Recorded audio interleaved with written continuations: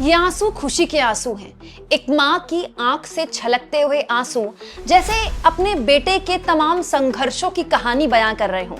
एक पिता का ये भरा हुआ गला बता रहा हो कि मेरे बेटे ने जो कर दिखाया है, इतना तो मुझे उससे उम्मीद भी नहीं थी। इसमें कोई दो राय नहीं है दोस्तों कि कॉकरोच जनता पार्टी के तले सीजेपी ने जो जंतर मंतर में आंदोलन किया और जिस आंदोलन को पूरे देश में खड़ा कर दिया, उसका सबसे बड़ा और सबसे आप कह सकते हैं जो चेहरा बने वो अभिजीत दीपके बने।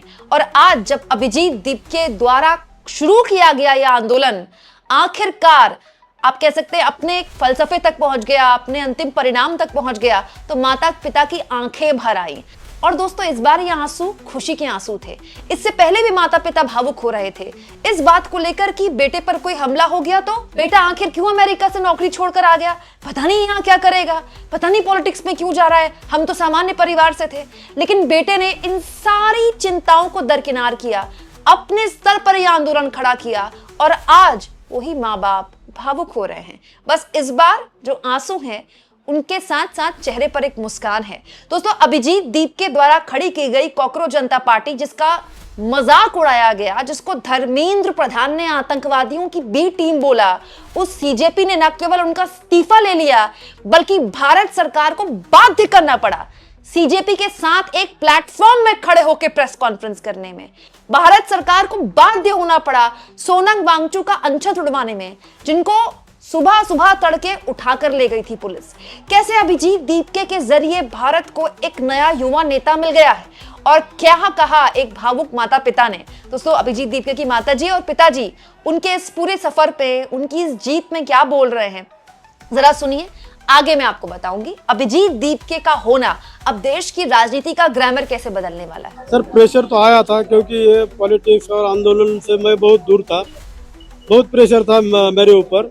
और बाकी यूट्यूब पे भी मारने के थ्रेट आ रहे थे, हर तरफ के कोई कुछ बोलता था, कोई कुछ बोलता था, तो बहुत घबराहट हो रही थी और डर भी बहुत लगता था। तो वो डर के मारे हम 15-20 दिन घर छोड़ के बाहर गए थे। बाद में हाँ 7 तारीख को यहाँ पे आ गया। नहीं सर ये ऐसा हुआ था कि वो फ्रेश होने के लिए रूम पे गया था उस टाइम, और वो मूवमेंट में वो सोनम सर को उन्होंने उठाया था। अगर वो रहता तो 100% उसके और पुलिस में हाथापाई होती थी। सर सोनम सर को जब उठा के लेके गए तो ये भी उन्होंने बताया था कि अभी तुम मुझसे ज़्यादा फ़ोन मत करो, ज़्यादा बार बार मुझे फ़ोन मत करते जाओ, क्योंकि अभी मेरे ऊपर डबल जिम्मेदारी है। बोले अभी मुझे अकेला ये लोगों को ही संभालना है और मूवमेंट भी चलाना है। दोस्तों एक पिता के लिए बहुत गर्व की बात है। मतलब एक पिता चाहता है कि उसका बेटा जो भी लेगेसी उसने शुरू की है उसे बहुत आगे बढ़ाए, लेकिन अभिजीत दीपके उस बहुत आगे चले गए। और आज अगर अभिजीत दीपके की पीठ थपथपाई जा रही है तो उनके पूरे संघर्ष को भी हमको याद रखना चाहिए।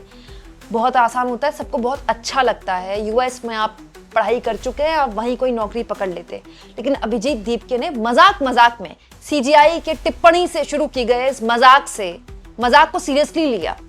लोग हंस रहे थे उन पर कि एक इंस्टाग्राम में 22 मिलियन फॉलोवर हो गए, इसका मतलब ये थोड़ी है कि यहाँ पर कोई सीरियसली ले लेगा। लेकिन नहीं, वो यहाँ आए, मतलब एयरपोर्ट से सीधे जंतर मंतर पर आए। और उस दिन मैं थी प्रोटेस्ट में, मैं पहले थाने गई थी, फिर थाने से भागते हुए मैं जंतर मंतर गई। और उस दिन भी मतलब इतनी भीड़ तो नहीं थी जितनी अब जंतर मंतर में है, लेकिन हाँ ये शक और मजाक था लोगों में कि अरे यार बड़े बड़े यूट्यूबर तो आए भी नहीं थे पहले दिन। उन्होंने कहा अरे यहाँ क्या है, अब 2-3 हज़ार यूट्यूबरों की भीड़ है और कौन है। लेकिन उस दिन में भी मैंने एक बात बोली थी कि कुछ है जो बदल रहा है। शिक्षा पर बात हो रही थी जो कि अनयूजुअल था। अभिजीत दीपके उसको आगे ले गए, देश के अलग अलग हिस्सों में प्रदर्शन किए, फिर वापस दिल्ली में आए, धरना दिया और खत्म नहीं किया धरना, फिर उससे सोनम वांगचुक को जोड़ा।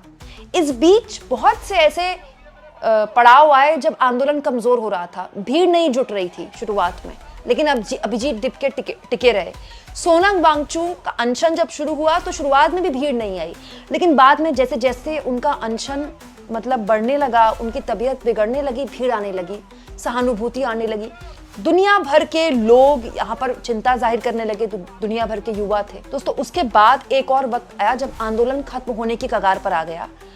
सोनम वांगचुक को जिस तरह से उठाकर सफेद चादरों में उठाकर ले गई दिल्ली पुलिस वो एक ऐसा वक्त था जब आंदोलन कमजोर हो सकता था, लेकिन दीपके ने फिर वो आंदोलन संभाला। उन पर हमला हुआ, उन पर स्याही फेंकी गई, वो भी उन्होंने नहीं होने दिया। टाइफाइड हो गया उनको, वो ड्रिप लगाकर काम कर रहे हैं, हाँ ड्रिप लगा रहे हैं। उसके बावजूद एक दिन नहीं गया जब अभिजीत दीपके ने वो पूरा स्टेज छोड़ा हो। तमाम तरह के आरोप लगे उन पर कि वो तो 5 स्टार कमरों में रह रहे हैं, वो तो स्टेज में बिता भी नहीं रहे अपने दिन, लेकिन नहीं, अभिजीत दीपके ने वो सारी चीजों से न केवल संघर्ष किया बल्कि उन्होंने, मतलब आप सोचिए, बहुत बड़ी बात है, मतलब ये ऐसा जख्म दे दिया इस सरकार को जो 12 साल में नहीं हुआ, इतना बड़ा आंदोलन खड़ा कर दिया। मतलब एक युवा के तौर पर उन्होंने वो समझा जो कोई नहीं समझ पाया, कोई विपक्ष का नेता भी नहीं कर पाया ये।